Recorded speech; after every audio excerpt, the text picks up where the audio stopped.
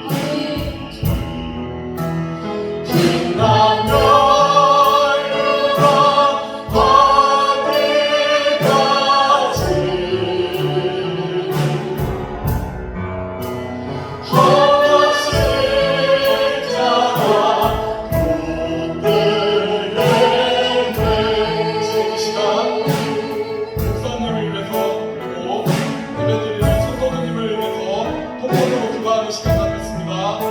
주여, 주여, 주여.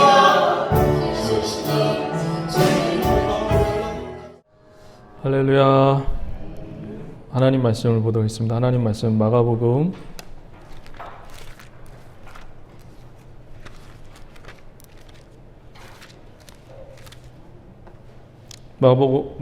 12장 1절부터 12절 말씀까지입니다. 마가복음 12장 1절부터 12절 말씀입니다. 하나님의 말씀은 마가복음 12장 1절에서 12절까지 말씀입니다. 우리 다 찬절 믿고 우리 다 함께 자리에 일어서서 하나님의 말씀을 한 절 한 절씩 교독하도록 하겠습니다.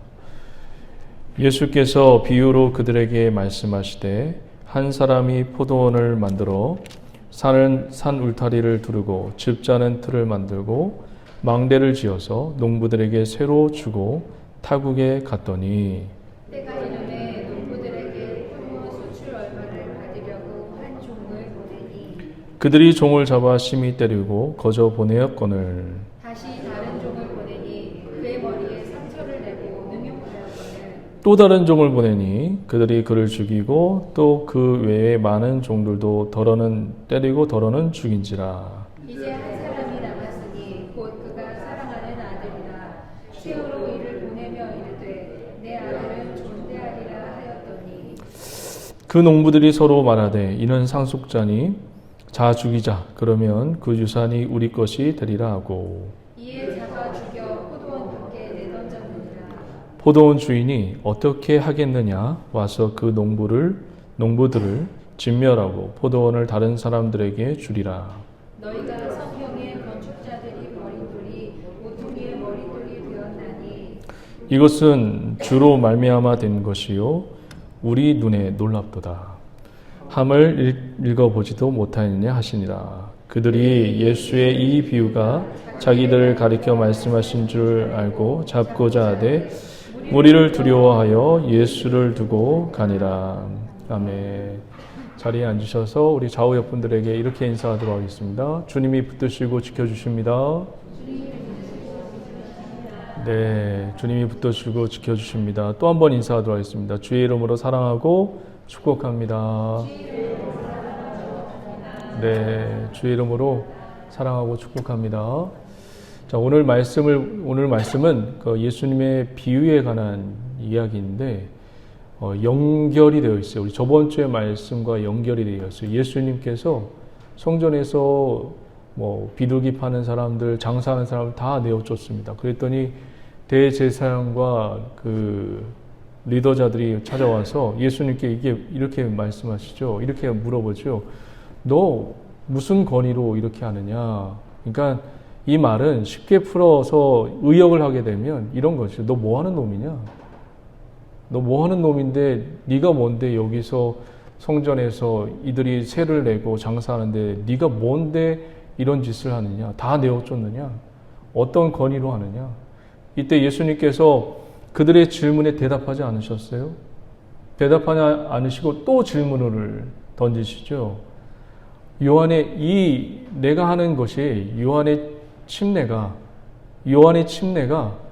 하늘로부터냐 사람으로부터냐 이 질문을 하세요. 침례가 뭐죠? 죽는 거예요. 그렇죠? 그리고 할례의 성격도 뭐죠? 죽는 거예요. 자, 한번 우리가 여기까지 봤단 말이에요. 근데 마가복음에는 그 다음 이어지는 구절이 없어요. 근데 마태복음에는 이어지는 구절이 있어요. 그걸 한번 보시오. 정말 이 예수님께서 이 말씀을 하시면서 무엇을 이야기하고자 하는지 그 진의를 우리가 파악을 하는 게 굉장히 중요하거든요. 그냥 수박 겉핥기식으로 보면 그냥 죽는구나, 죽어야 되는구나, 우리 속사람이 죽어야 되고 우리 속사람이 변화되어야 되는구나, 이런 얘기로만 끝나는 줄 알았다고요. 그런데 마태복음에 보면 진짜로 예수님이 어떤 진의를 가지고 얘기하는지 나와 있습니다. 우리 마태복음 21장 한번 보도록 할게요. 마태복음 21장.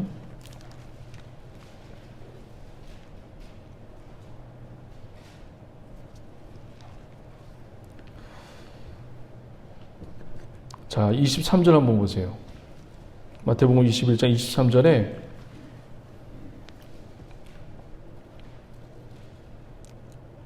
(23절부터) (46절까지) 오늘 본문 말씀 내용입니다. 한번 볼게요. 23절만 잠깐 볼게요. 23절 제가 한번 읽어드릴게요. 예수께서 성전에 들어가 가르치실세 대제사장들과 백성의 장로들이 나와 이르되 내가 무슨 권위로 이런 일을 하느냐 또 누가 이 권위를 주었냐. 지금 이 본문이 시작되죠. 그렇죠?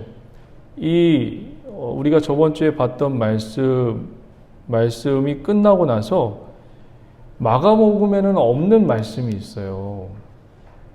그게 어디냐면 28절부터 한번 볼까요? 28절.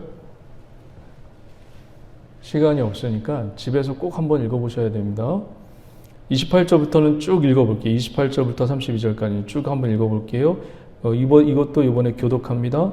그러나 너희 생각에는 어떠하냐?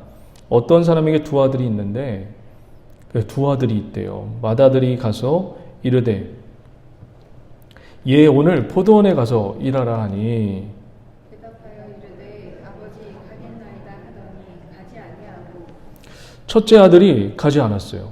네 갈게요. 포도원 가서 일할게요. 근데 가지 않았어요. 말은 기똥차게 하고 행함이 없는 이 첫째 아들의 모습을 보게 됩니다. 근데 둘째 아들은 어떤지 한번 볼까요?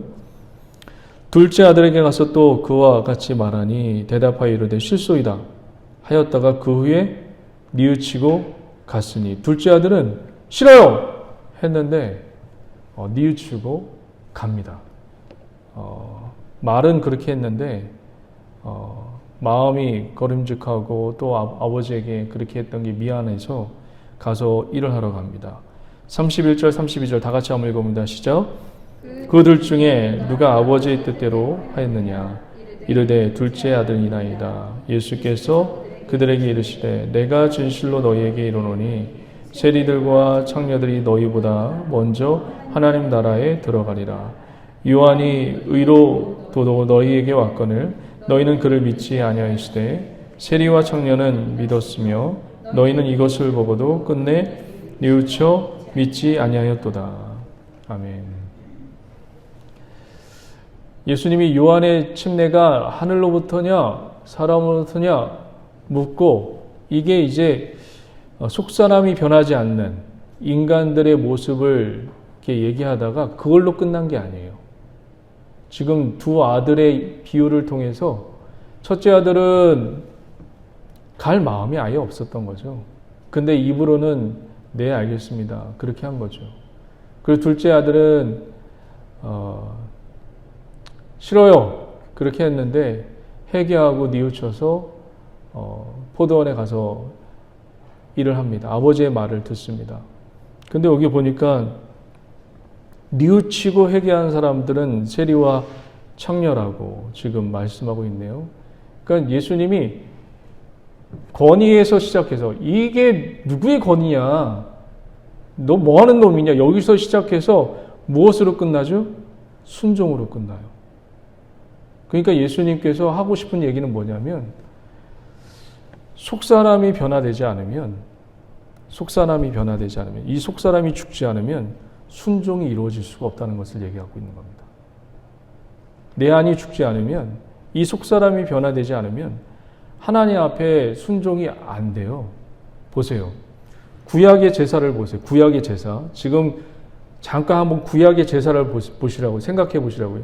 구약의 제사가 무엇을 죽이죠?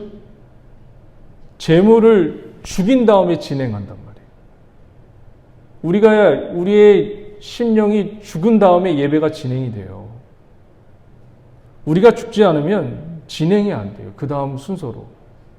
제물을 죽인 후에 그 다음에 번제를 태우고 그 다음에 진행이 되는 거예요.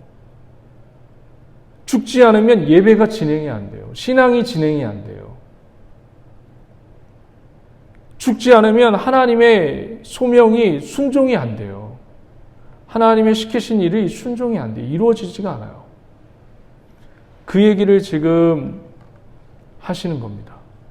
그 얘기를 하고 오늘 또 포도원에 수많은 종을 보냈는데 그 종을 다 죽이고 그 아들을 죽이고 그 얘기가 이제 이어지는 거예요. 할렐루야. 우리가 예배를 드리러 와요. 우리도 오늘 예배 드려요. 근데 저번 주에는 우리가 죽었느냐, 내 속사람이 죽었느냐, 그것에 대해서 질문을 던진 거고, 오늘 계속 이어지는 성경 말씀 속에 이게 죽지 않으면, 내 속사람이 변화되지 않으면 하나님 앞에 순종의 제사가 어렵다는 것을 예수님이 드디어 꺼내는 겁니다. 그러면서 오늘 본문 말씀으로 이제 넘어가는데, 오늘 본문 말씀의 내용이 뭐예요? 어떤 비유를 예수님이 들고 설명을 하죠? 예수님이 어떤 주인이 포도원을 기똥차게 만들어놔요. 근데 자기는 무슨 볼 일이 있어서 어떤 그 지역을 떠나야만 되었습니다. 그래서 이것을 농부들에게 맡겨서 자기는 떠나고 이제 결실의 때가 되어서 이 결실을 좀 얻으려고 했는데, 이 농부들이 주인이 보내는 종들마다 다 죽입니다. 심지어 아들까지 죽이죠. 그러면서 모퉁이 돌 얘기를 하시고, 그 다음에 대제사장과 그리고 리더들이 사람을 무서워서 예수님을, 이렇게 비유로 말씀하신 예수님을 죽이는 걸 꺼려하는 모습을 우리가 보게 됩니다. 도대체 이 말씀이 또 어떻게 이어진가? 또 어떻게 예수님께서 오늘날 우리 그리스도인들에게 무엇을 말씀하시려고 오늘 본문 말씀을 또 기록해 놓았는가? 그거를 찾아야 합니다. 할렐루야. 그러니까 지금 우리는 어떤 존재예요? 우리는 어떤 존재예요? 속사람이 변해야 되는 존재예요. 믿으십니까? 죽어야 되는 존재예요. 그래야 제사가 진행돼요. 그래야 신앙이 진행돼요. 그래야지 하나님이 뭘 시켜도 순종한단 말이에요. 내 안이 죽지 않으면, 내 심령이 죽지 않으면 하나님이 시킨 일에 순종할 수가 없어요. 왜? 내 의가 살아있기 때문에 그래요. 내 속에. 내 생각이 살아있기 때문에 그래요. 이해가 안 가거든요. 하나님이 시킨 일이 이해가 안 가요. 내가 죽지 않으면 하나님이 시킨 일이 이해가 안 가요. 맞지 않나요? 내 생각에는 이건데 하나님 생각이 이거예요. 하나님 생각과 내 생각이 늘 내 안에서 충돌을 일으키죠. 그래서 우리는 어떤 게 더 편합니까? 어떤 삶이 더 편해요? 과거의 삶이 더 편해요. 과거에 죄짓고 내 옛사람대로 했던 그 생활 패턴이 더 편한 겁니다. 자, 오늘 한번 말씀을 한번 잠깐 볼게요. 마가복음 12장 한번 보도록 하겠습니다. 마가복음 12장 보시면, 자, 1절 한번 볼게요.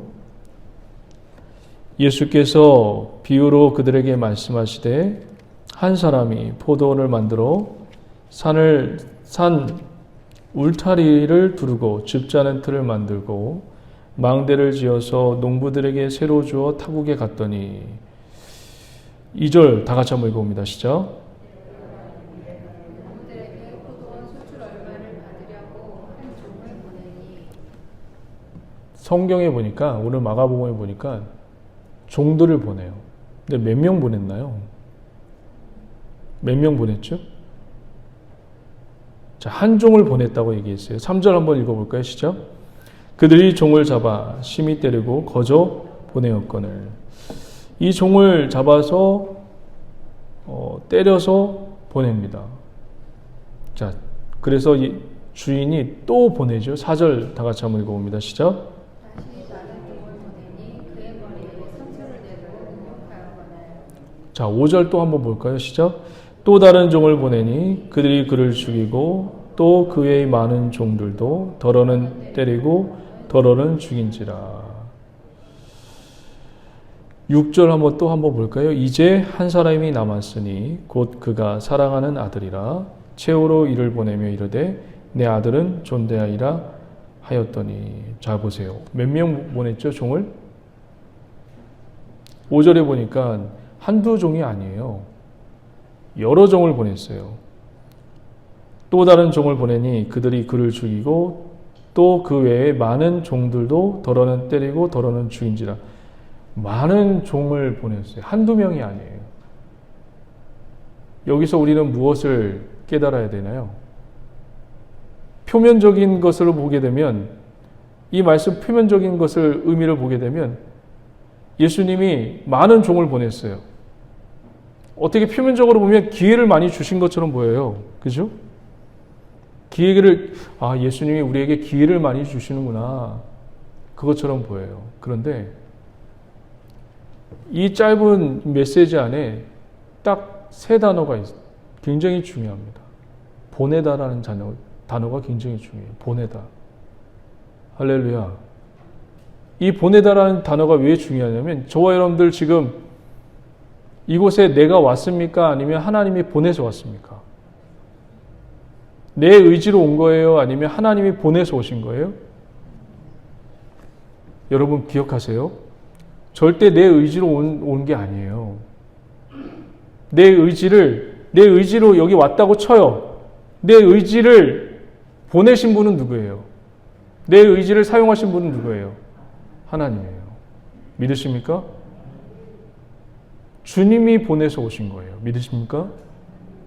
이 보내다라는 사상이 굉장히 중요하거든요.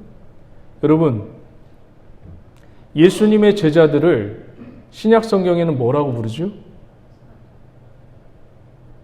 예수님의 제자들을 신약 성경에서는 뭐라고 불러요? 12명의 제자들을 신약 성경에서는 뭐라고 부르죠? 사도라고 불러요. 이 사도의 뜻이 뭐죠? 보내심을 받은 사람들이에요. 보내셨다는 거예요. 저와 여러분들도 하나님께서 보내신 자들입니다. 믿으십니까? 우리가 의식하지 못할 뿐이지 저와 여러분들 하나님이 보내신 자들이에요. 이 보내신 이 의식이 굉장히 중요해요. 왜 중요하냐면, 이거를 대표적인 인물로 한번 설명을 해볼게요. 어렵지 않으니까 한번 잘 들어보세요. 여러분, 요셉은 어떤 자입니까? 야곱의 12아들 중에 막둥이에서 둘째예요. 끝에서 두 번째예요. 요셉 다음에 베냐민이 있죠. 근데 요셉이 어느 날 아버지의 심부름으로 보냄을 받았어요. 야, 니네 형들 뭐 하고 있는지 한번 살펴봐라. 하고서 아버지의 이름으로 보냄을 받았단 말이에요. 그래서 형들이 뭐 하나 찾으러 다녔단 말이에요. 근데 형들이 저 꿈꾸는 자가 오는도다 하고서 이 요셉을 어떻게 했죠? 이 요셉을 잡아서 죽이려고 모의를 하다가, 죽이지 말고 그냥 팔아버리자. 그래서 팔아버립니다. 이스마엘 사람들에게 팔아버려요. 그래서 요셉은 아버지에게서 보냄을 받았는데 이 형들에 의해서 팔아버린 자가 돼요. 그래서 애굽의 노예로 팔리죠. 애굽의 노예로 보디발의 집에서 팔린 생활을 하게 됩니다. 가만히 한번 생각해 보세요. 형들에게 형들에게 배신을 당했단 말이에요. 얼마나 억울하겠어요. 아버지 밑에서 채색 옷을 입고 대우받으면서 살았는데 노예 생활로 팔림을 당하고 있습니다.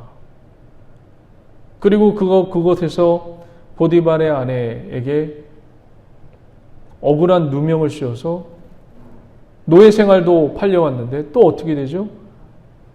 또 억울한 누명을 씌워서 또 팔려서 감옥에 갇혀지는 신세가 됩니다. 요셉은 나는 팔린 자고 나는 억울한 누명을 씌워서 쫓기는 자가 되었고, 그런 인식 속에서 13년간을 지냅니다. 그러다가 어느 날 갑자기 반전이 생겨서 애굽의 총리가 되죠.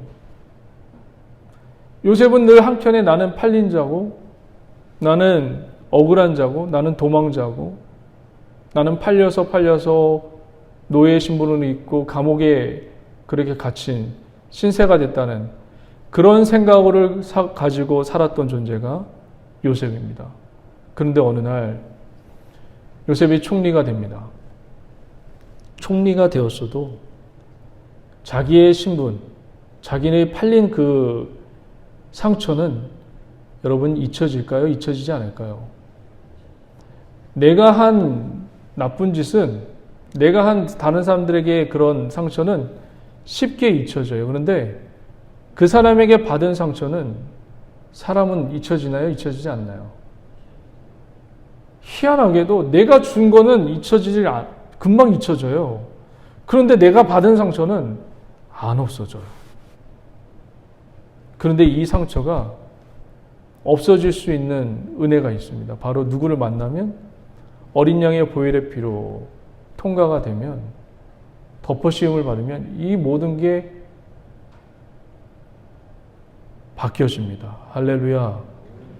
이 요셉이 팔린 자였어요. 그런데 어느 날 이 형님들이 식량이 없어서 이 애굽 땅에 식량이 있다는 소식을 듣고 찾아옵니다. 그리고 엎드립니다. 자기가 꿈꾸었던 것들이 13년이 지나서 이루어집니다.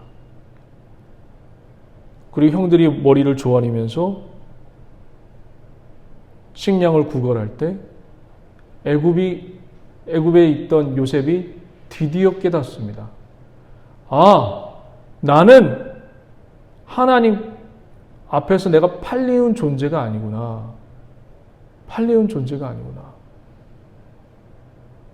나는 형님들의 생명을 구원하기 위해서, 이스라엘의 생명을 구원하기 위해서 하나님께서 먼저 보낸 자구나 라는 그런 인식을 갖게 됩니다. 할렐루야. 여러분이 의지를 통해서 내가 이 자리에 앉아 있는 게 아니라 이 의지를 사용해서, 그리고 다른 사람을 사용해서 여러분이 습관적으로 앉아 있는 것이 아니라 누가 보내신 거죠? 하나님이 보내신 거예요. 우리 한번 창세기 한번 보도록 할게요. 창세기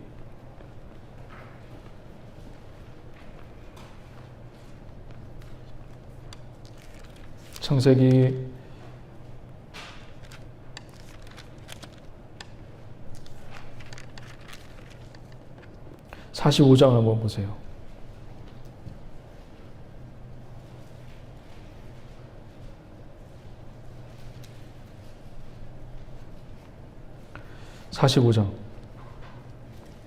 이 말씀이 여기 있어요. 나는 팔았고 나는 상처받은 자였는데 지금 이 시간 속에서 생각해 보니까 하나님이 나를 보내신 자였구나. 형들의 절함 속에서 그제서야 깨닫습니다. 45장 4절 한번 볼게요. 창세기 45장 4절. 요셉이 형들에게 이르되 내게로 가까이 오소서. 그들이 가까이 가니 이르되 나는 당신들의 아우 요셉이니. 당신들이 누구라고요? 애굽의 판자. 나는 이렇게 당신들이 팔아서 상처를 입은 그런 사람이었습니다. 그런 존재였습니다. 나는 그런 존재라고 인식하며 살아왔는데 지금 보니까 그게 아닙니다.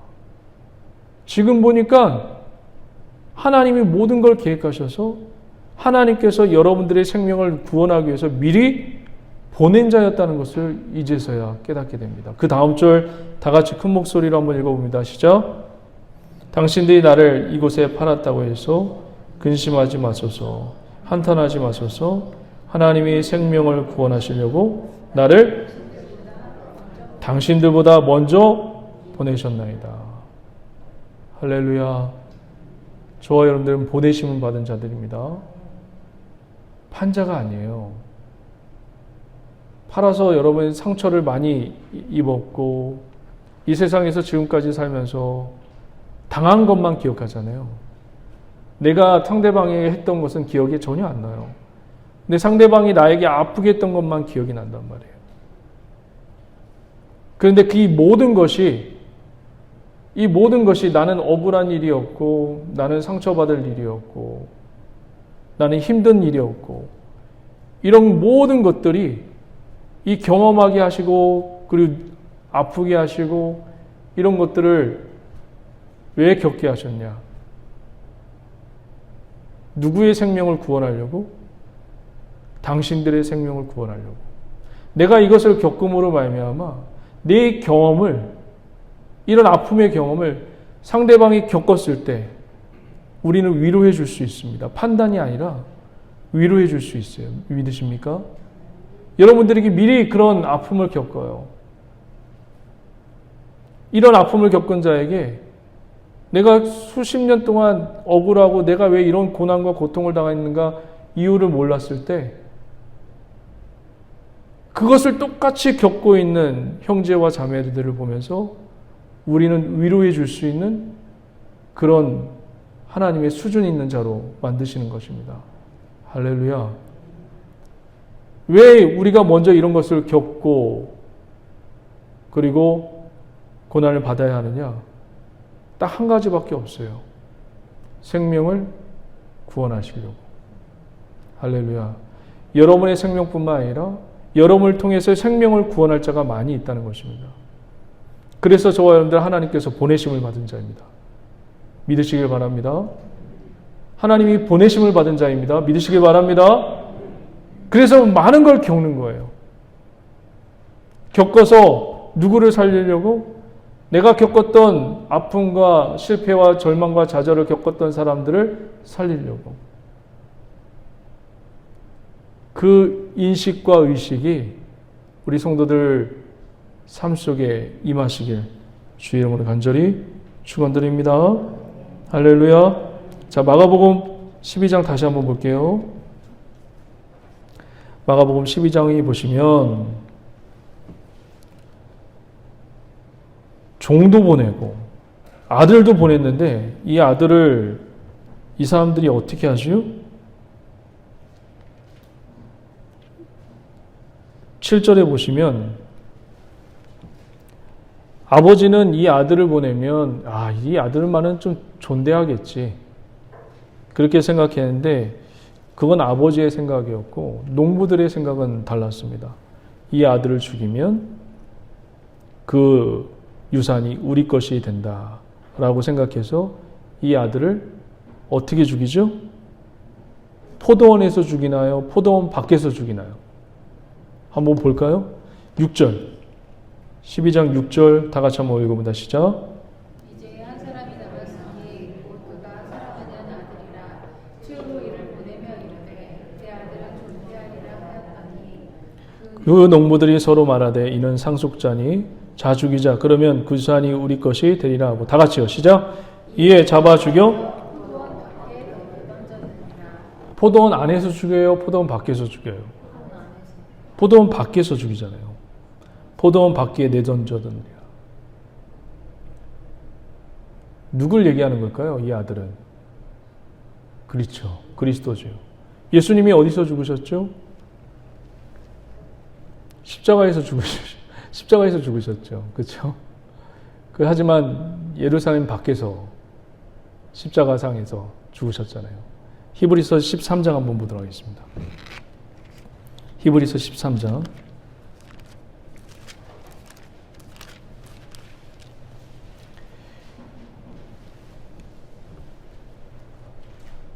영문 밖에서 죽잖아요. 그렇죠? 히브리서 13장에 보시면 옛날에 아주 어렸을 때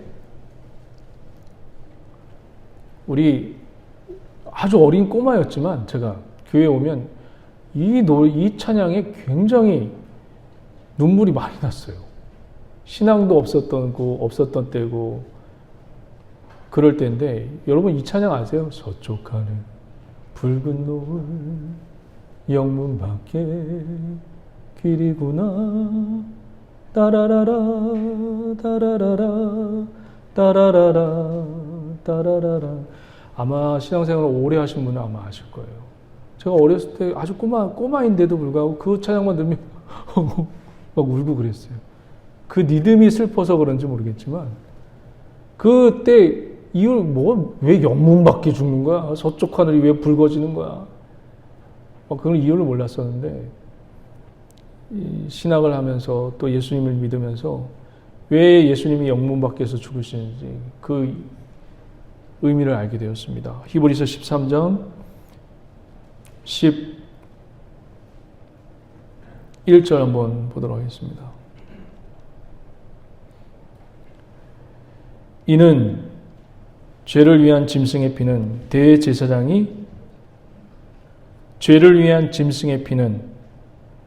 대제사장이 가지고 성소에 들어가고 그 육체는 어디? 영문 밖에서 불사름이니라. 그러므로 예수도 자기 피로써 백성을 거룩하게 하려고 성문 밖에서 고난을 받으셨느니라. 할렐루야. 할렐루야. 예수님이 성문 밖에 십자가에서 죽으셨습니다. 그래서 포도원에 밖에서 버려지는 겁니다. 예수님을 얘기해요. 예수님을. 여러분, 어떤 게 거룩한 걸까요? 어떤 게? 거룩이라는 게. 많이 고민을 했어요. 이 거룩을 어떻게 또 설명을 하면 여러분들이 이해할 수 있을까? 레위기 4장 한번 볼까요? 레위기 4장. 오늘 성경을 좀 많이 찾죠?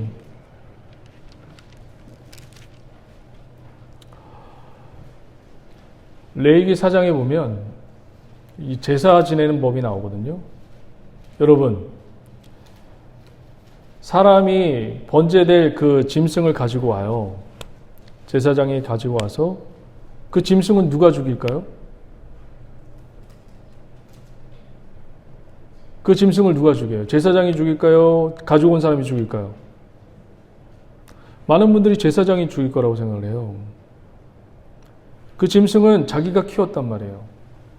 얼마나 아깝겠어요? 그렇죠? 그거 팔면 돈이 되는데.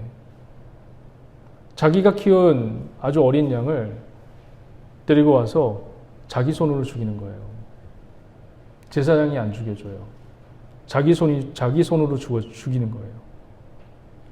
그 죽인 것을 가지고 제사장이 각을 떠서 번제단에 올려놓는 겁니다. 옛날에는 화폐가 없었잖아요. 그렇죠? 무엇이 화폐였나요? 짐승이 화폐였단 말이에요. 그러니까 자기의 헌신이 있어야 되는 거고 자기의 드림이 있어야 되는 거고 자기가 손해를 봐야 되는 거예요. 그러니까 예수를 믿는 것에는 여러분 데살로니가 전후서의 주제가 바로 이거예요. 예수님 믿으면 복 받나요? 물론 영원한 복을 받죠. 근데 이 현세 시대 또 현세에 있을 때는 예수를 믿게 되면 여러분 손해보는 게 더 많아요. 기득권을 내려놓을 때가 많아요. 그렇죠? 손해를 보아야 되고 남들이 세상에서 하는 것들 안 해야 되고 욕먹어야 되고 괜히 예수 믿는 것 때문에 욕먹어야 되고 데살로니가 전후서의 말씀이 그거예요. 예수 믿으면 너 포기하겠느냐. 네가 지금 가지고 있는 재물과 기득권 로마 제국하에서 예수를 믿으면 이렇게 힘들 텐데 너 감당할 수 있겠어? 그러려면 믿어. 그겁니다. 오늘날 복음을 전할 때 많은 분들이 예수 믿으면 복 받습니다. 예수 믿으면 자녀가 잘 됩니다. 예수 믿으면 모든 문제가 해결됩니다.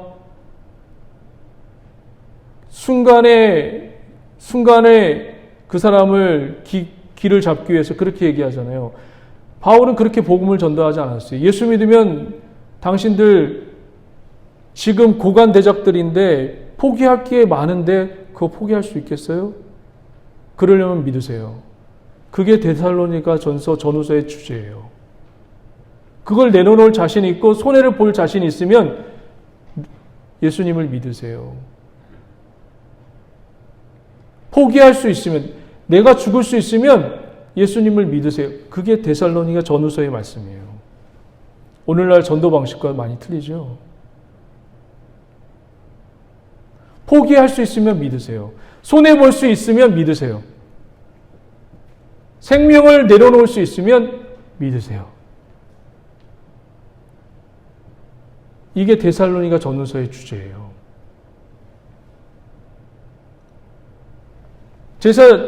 이 제사 자기 양을 자기가 죽이는 거예요. 제사장이 안 죽여요.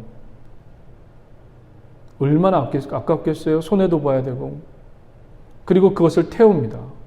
태우면 뭐가 남죠? 그렇죠. 죄가 남죠. 그 죄는 어디다 버려야 되는 거예요? 그 죄를 버리는 장소는 더러운 곳일까요? 깨끗한 곳일까요? 여러분 한번 생각해 보세요. 그 죄를 버리는 곳, 태워다 남은 그 죄를 버리는 곳이 깨끗한 곳일까요? 더러운 곳일까요? 성경은 뭐라고 말씀하고 있을까요? 그 죄 버리는 곳, 똥 버리는 곳, 더러운 것을, 불결한 곳을 성경은 레위기 4장 한번 보도록 하겠습니다. 레위기 4장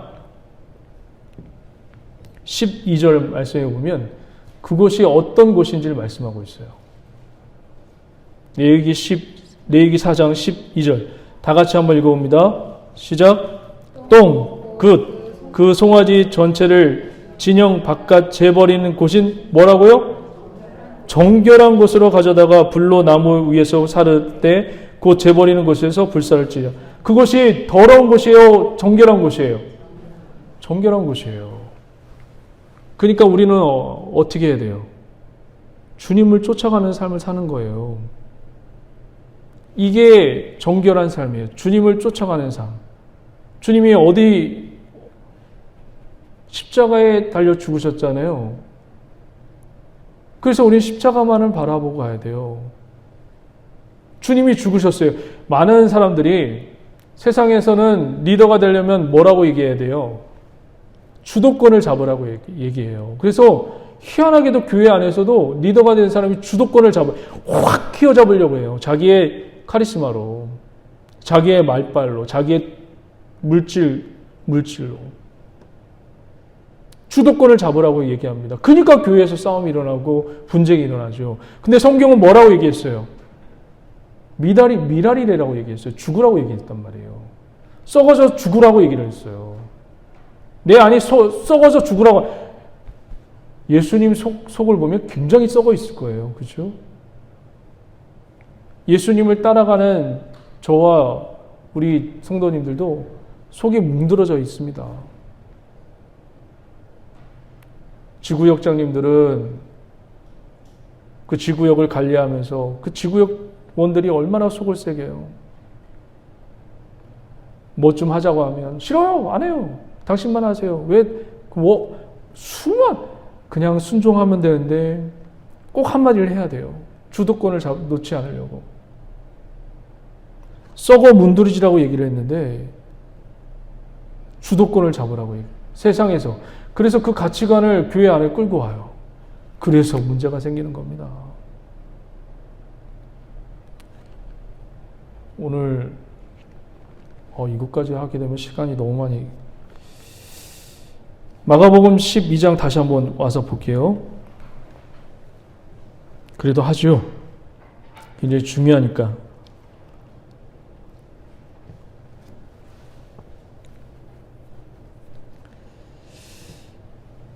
마가복음 12장 다시 와서 보면 예수님을 포도원 밖에서 죽였습니다. 그래서 우리는 예수님을 따라가는 삶을 살아야 되죠. 그러면 이 사람들이 왜 죽였을까요? 왜 이 종을 죽였을까요? 자, 1번 탄심 때문에 죽였다.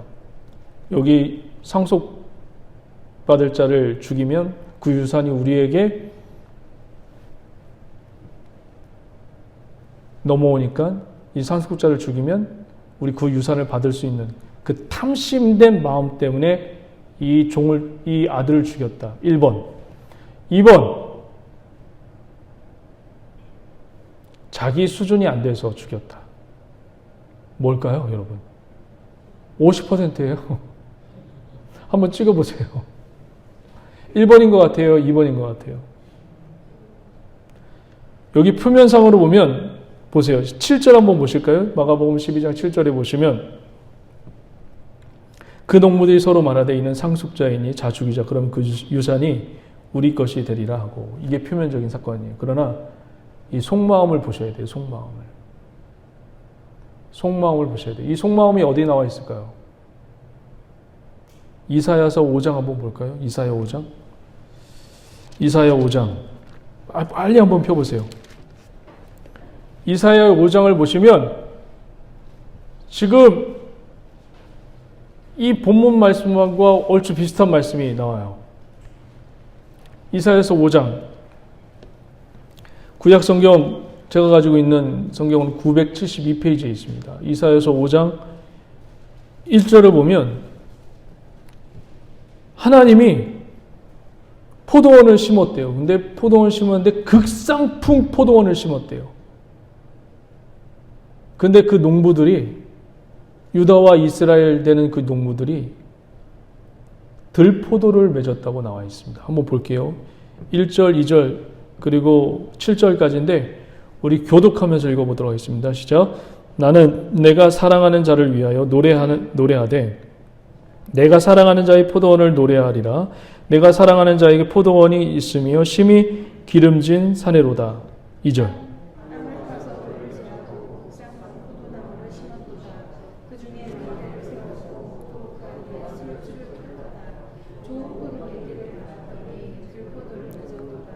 포도원을 만들었대요. 울타리를 두르고 극상품 포도원을 심고 망대를 심고 뭐 다 준비가 되어 있는 거죠. 자, 3절. 예루살렘 주민과 유다 사람들아 구하노니 이제 와서 내 포도원 사이에서 사리를 판단하라. 4절 시작. 내가 내 포도원을 위하여 행한 것 위에 무엇을 더할 것이 있으랴.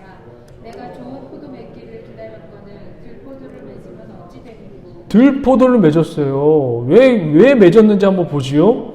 이제 내가 내 포도원에 어떻게 행해야 할지를 너희에게 이르리라. 내가 그 울타리를 걷어 먹힘을 당하게 하며 그 담을 헐어 짓밟히게 할 것이요. 내가 그것을 허비하게 하리니 가시는 가지를 두르니라.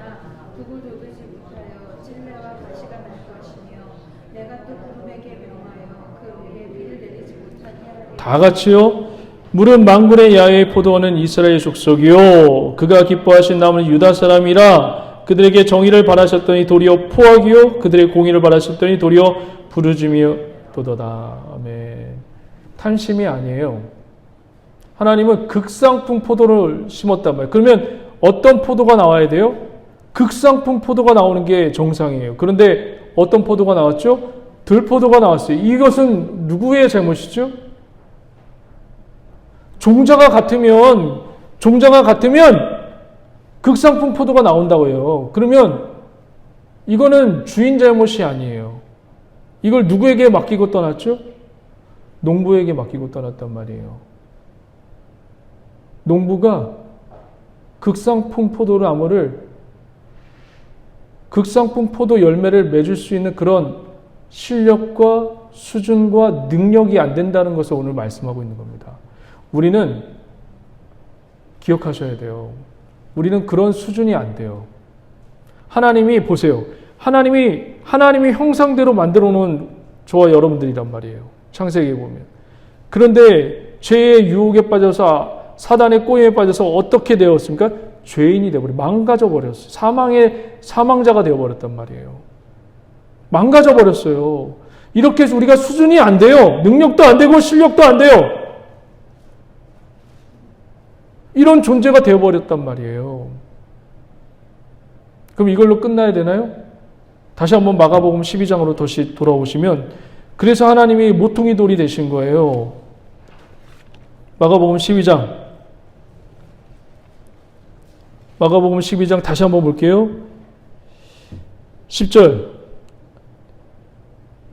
너희가 성경에 건축자들이 버린 돌이 모퉁이 돌의 머릿돌이 되었나니 이것이 주로 말미암아 된 것이요 우리 눈에 놀랍도다 함을 읽어보지 못하느냐 하시니라. 왜 모퉁이 갑자기 포도원 얘기하다가 모퉁이 돌 이야기를 하냐 이거예요. 이게 중요한 거예요. 이 메시지가.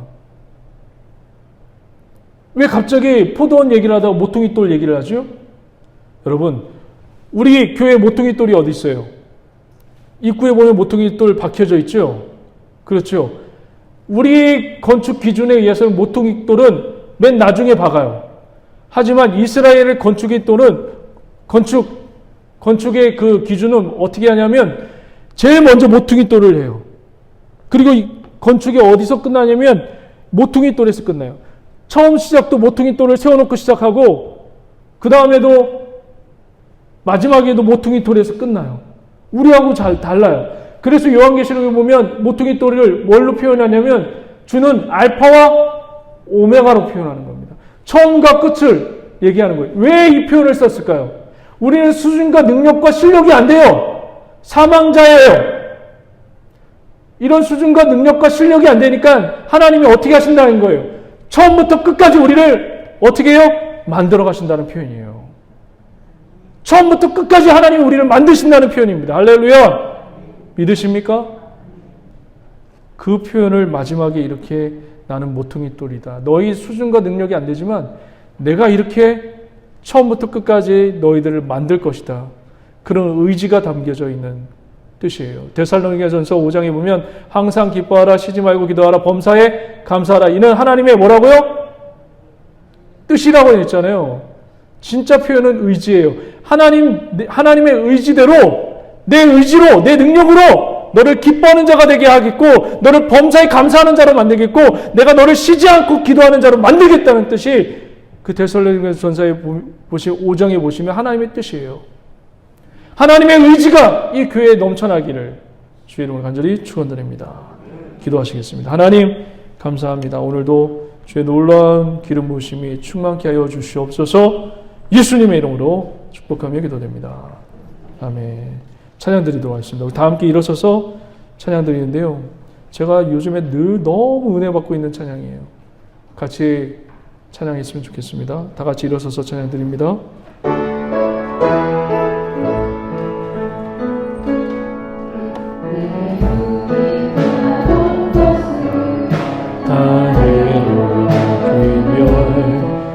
주를 위하여 모두 다 버리네. 모든 것을 잃어버려도 아깝지 않음을 예수를 하는 지식이 가장 고상하니라. 육체를 신뢰하지 않고 신뢰하지 않고 겸손한 마음으로 구하는 능력과 고난을 찬양하며 그의 죽으심을 본받아 그리스도를 얻고 예수의 안에서 발견되려 함이라. 영혼을 향하여 그리스도 예수 안에서 구름의 상을 위하여 달려가노라. 이전에 있는 것을 모두 잊어버리고 앞에 계신 그리스도께로 달려가. 우리 처음부터 고백합니다. 내게 유익하던 것을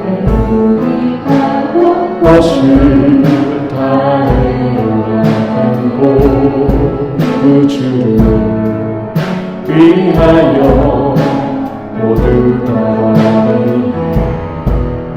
모든 것을 잃어버려도 아깝지 않음을 예수를 아는 지식이 가장 고상함이라. 육체를 신뢰하지 않고 겸손한 마음으로 구하는 능력과 고난을 찬양하며 그의 죽으심을 본받아 그리스도를 얻고 예수의 안에서 발견되려 합니다. 표대를 향하여 그리스도 예수 안에서 부름의 상을 위하여 달려가노라. 이전에 있는 것을 모두 잊어버리고 앞에 계신 그리스도께로 달려가. 표대를 향하여 표대를 향하여 그리스도 예수 안에서 부름의 상을 위하여 달려가노라. 이전에 있는 것을 모두 잊어버리고 앞에 계신 그리스도께로 달려가노라. 시온 함께 말씀을 생각하면서 주의 손을 세 번 외치고 동성으로 기도합니다. 주여 주여 주여. 하나님, 주의 부름의 삶을 위하여서 아버지 달려가는 우리 교회 성도를 되게 하여 주시옵소서. 하나님 손을